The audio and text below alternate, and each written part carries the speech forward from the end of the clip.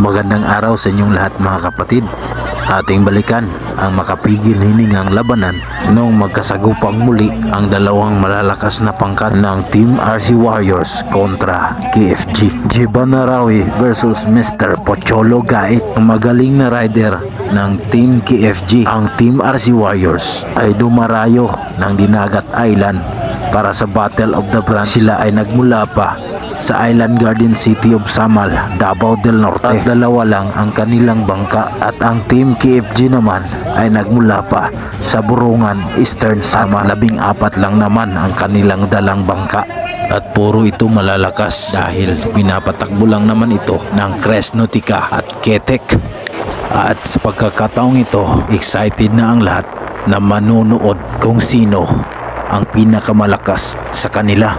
Ilang saglit pa'y nagsimula na ang karera at nangunguna ang Team KFG, pero hindi rin magpapahuli ang Team RC Warriors. Parehong malalakas, parehong magagaling ang mga hinete dahil parehong national rider ang mga ito. Halos magkadikit lang talaga ang takbo ng dalawang bangka. Maya-maya pa'y papunta na sila sa unang buya at yun bumagal ang takbo ng Team RC Warriors. Nauna ng konti ang Team KFG at malapit na silang makarating sa unang buya. Dikit na dikit pa rin ang dalawang bangka at ayan, naunang nakaliko ang Team RC Warriors pero nahabol ito ng Team KFG. Talaga namang ayaw magpatalo ang bawat isa sa kanila at ayan, unti-unti nang lumayo ang Team KFG pero nagpupumilit pa rin ang Team RC Warriors. Talaga namang isang pagkakamali lang ng bawat isa sa kanila ay maaari silang mahulog dahil sa laki ng mga alon. At ito na, papunta na sila sa pangatlong buya. Bumuelo ang Team RC Warriors. Sumobra naman ang kanyang pagliko at ang galing ng pagbangking ni Pocholo nang dahil doon naiwan ang Team RC Warriors. Malayo na ang agwat ng dalawa pero hindi pa rin nagpapatinag ang rider na si Giban Narawi.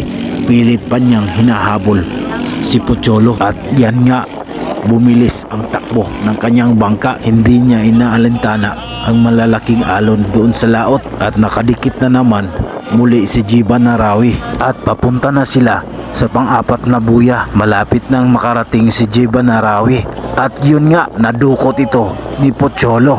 Ang galing naman ng pag-ikot niya. Walang kaba kung lumiko at dahil doon naiwan na naman ang Team RC Warriors at medyo may kalayuan na ang kanilang agwat. Malapit nang makarating si Pocholo sa panglimang buya at dahil sa layo ng agwat nila, ibinuhos ni Giban Narawi ang lahat ng lakas ng makina.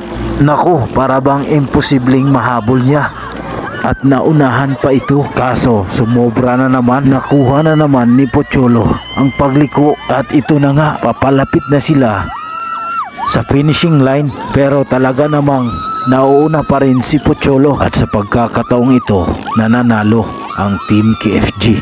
Napakagandang labanan ang ipinamalas ng dalawang manlalaro, Giban Narawi ng RC Warriors at Pocholo Gait ng Team KFG. Kaibigan, kung isa ka sa tagahanga at taga-suporta ng bawat pangkat, maaari mo itong i-share